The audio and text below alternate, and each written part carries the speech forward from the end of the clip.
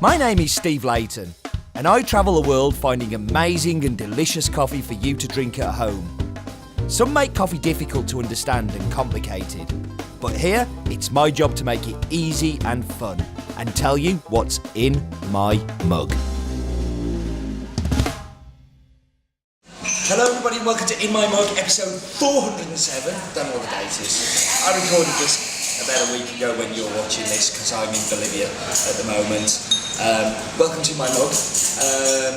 Got a really interesting coffee this week for you, as always. But we haven't got any news, we're skipping the news.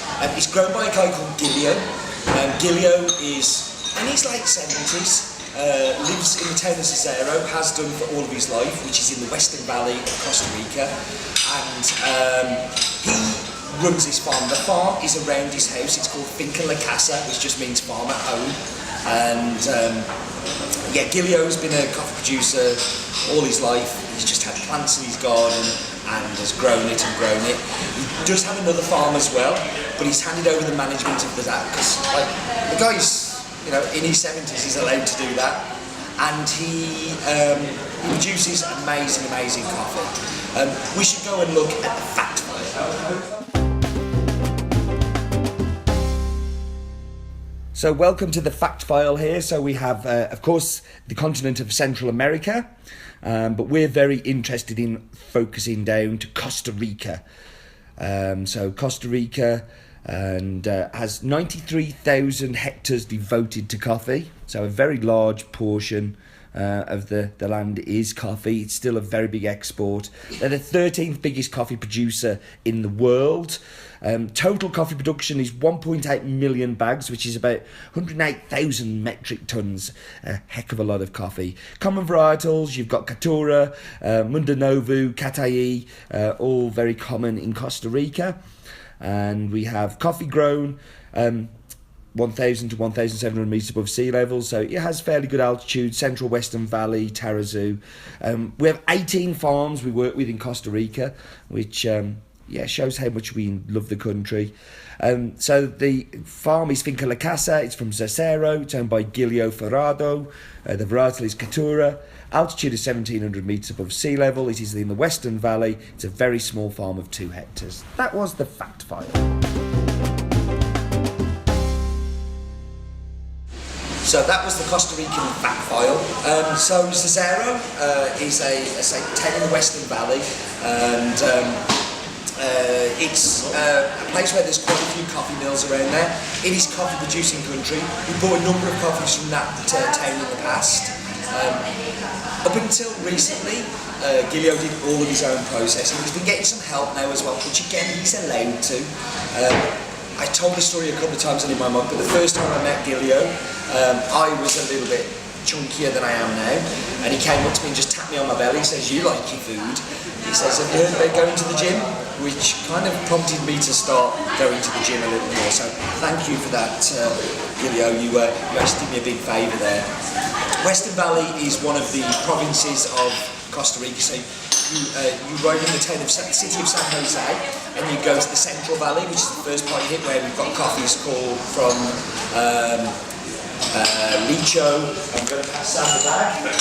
We do things classy. Just look at this. Let me a note. I need the coffee. You've got Central Valley, so you've got Licho, and you've got Arba, and things like that. You drive a little bit further and you hit the Western Valley. If you go the opposite way from San Jose, you go to Tarrazú, which we had a coffee just a couple of weeks ago from Tarrazú as well. And Western Valley we don't buy so much. We probably buy more from the Central Valley and Tarrazú. This has become a staple. I think this is like 5 years of buying from Gillio. My other interesting fact about Gillio is he has a really old falling apart Jeep. And when I was there, the engine that was in the Jeep was made in Stafford. It's a Perkins engine. Perkins is one of the local employers in Stafford. And what a small world. Anyway, we should go and look at the map bit.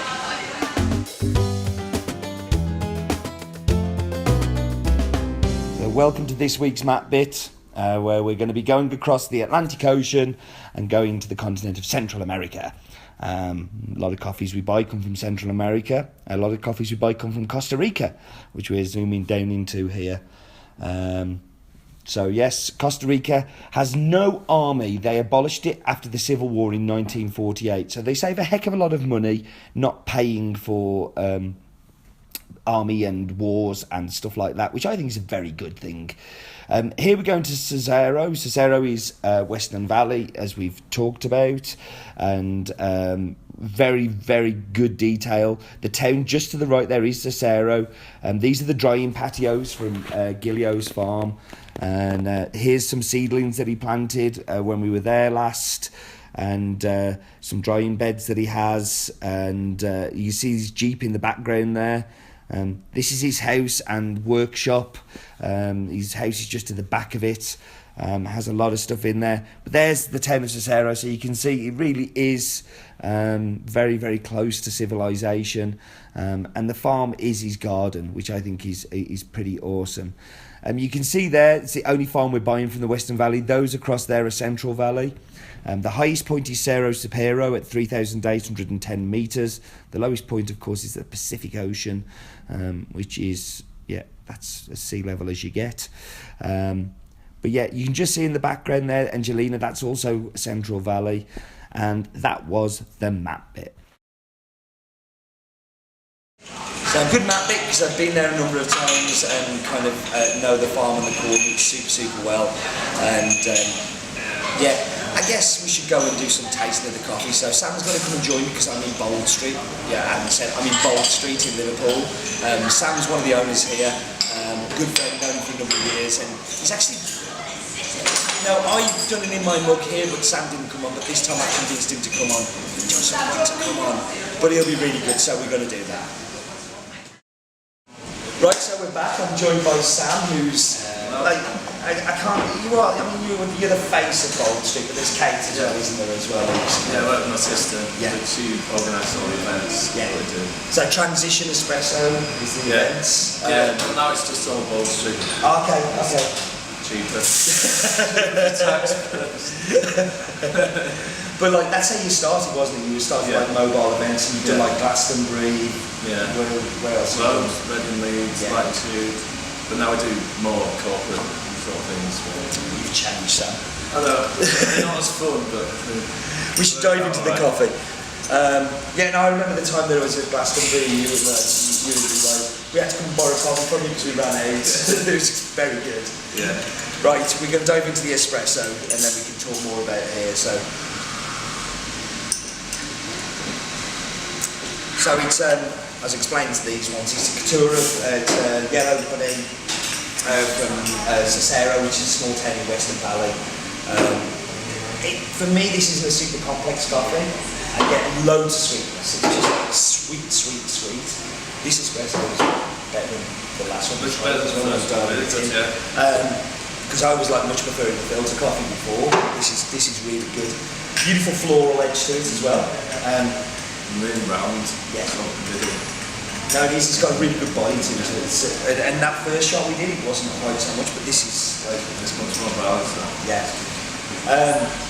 Nothing new on the end. I'm getting a little bit of a spicy hint as well. It's just a little bit of a pepper kind of hit, not in a kind of dirty way, because it's not in a dirty way. But you get that. You get a little bit of that spiciness, which I really like actually. It's good. It's a good edge to it. So how long have you been here now? 6.5 years now. Is it that long? Yeah, it's gone really fast. I remember coming to the opening and doing the cooking, and I've done it in my mug here. I can't remember if it's once or twice, and I've definitely done it once here before, because I was over there. Yeah. 6.5 years. So I guess the name gives it away, but where are you? We're on Bold Street, which is sort of the best street of different kind of independent shops in Liverpool. And then you go into the more commercial area down in the centre. It's a good place to be in the last few years. Loads of other good businesses have opened. I was just going to say, 6.5 years ago, this street wasn't cool. Yeah. You almost did you know it was going to get cool, or did you make it cool? You can say I made it cool. I think it was pretty much all down to us. Yeah, I think so too. Yeah. No, there was a few good shops, but it it's sort of gone up and down over the years, but then now, in the last 5 years, it's 4 or 5 really good food places over. I think the other thing, Liverpool's changed a lot as well in those 6 years. I mean, when I first came, you couldn't really get good food, and you couldn't really get good beer unless you knew where to go. So you had to go and hunt it down. Whereas I was just looking at your neighbours, and their menu looks amazing. You know, it's like, yeah, they had a really good review in the Guardian from Jay. It's that good. We're really good pals with them, so yeah, it's nice. and you get that feeling coming down the streets as well. It's like, it is like everybody kind of like helps each other kind of thing. It really does seem like a community kind of feel to it, and that's just like, I mean, I've been here quite a few times. It's like, whenever I come to Liverpool, I have to come in here first, and then I can go and do my other stuff.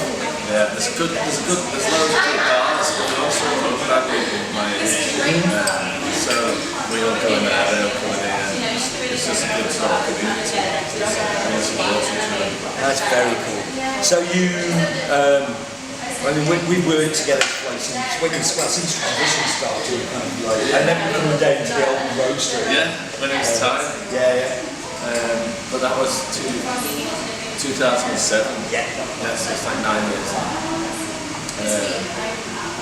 So yeah. But so you use this as the main hub. We have a lot of guest coffees as well, which is cool. You've got like, I don't know, Chef on the Moment, Workshop, Island Workshop. Those are the main ones. But of course your favourite is the husband. We sell lots of the husband. It's good, and it's been good to see you grow over the years as well. No, I mean, that's the beauty of it. We've kind of grown up together. And I was, so Sonali, who's she's like our wholesale fields person, was like, we're going to do a cupping in a little while. And I was saying to Sonali when she first started, it's like, there's a couple of cakes you can't lose. And one of them is definitely Salmon Bowl Street, because like, I love coming here. For me, it's a great kind of, it's kind of one of my favourite shops like in the world. It's definitely one of my favourite shops in the north. It's just, it's cool without trying to be cool. And your bacon sandwiches are done for as well. I've noticed a lot of avocado going on there now. Yeah, you can't not sell avocado nowadays. Is that the London influence coming in? It's just everywhere. Everyone loves avocado. I'm with it, I love it too. So. Yeah, I do. So the filter coffee, I think it's kind of a replica of the espresso for me, that it's sweet. The florals are not so much in it as the espresso, but there's definitely that spicy kick on the end as well, which it's a great filter coffee. And I was saying to you, it's a long time since I've had an AeroPress. I think I'm going to dig my AeroPress out, because it's been ages since I've had one. And it gives you a texture that I don't think you get like Chemex. It gives you like a bit of a name. Chemex is probably a bit cleaner, yeah. But you get more, a little bit more Martin with the AeroPress. Yeah, it's really good. Sam, thank you for letting me come and do this here. Thank you. We better wrap up because we've got to go and do a cooking. You're going to hate this, but I have to do it. At the end of every one, I have to go, life is still too short for bad coffee. It is, honestly, it really is too short for it.